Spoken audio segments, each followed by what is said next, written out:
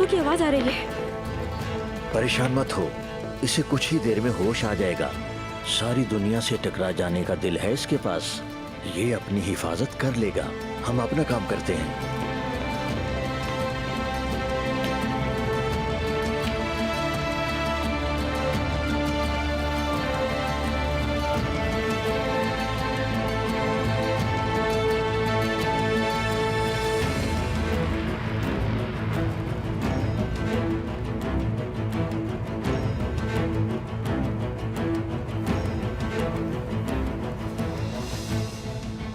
अल्लाह आपकी हिफाजत करे। जल्दी आओ।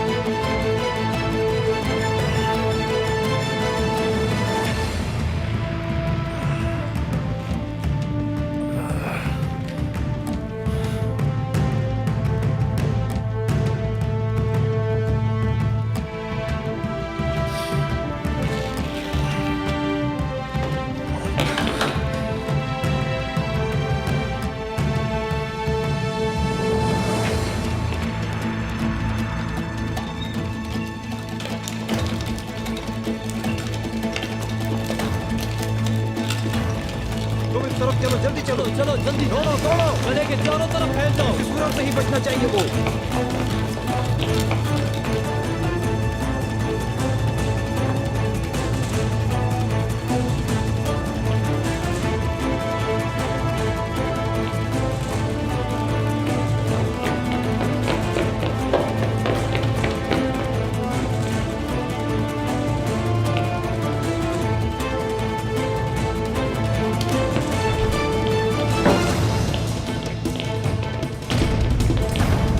कमांडर को खबर दो, उस्मान पले में दाखिल हो गया है।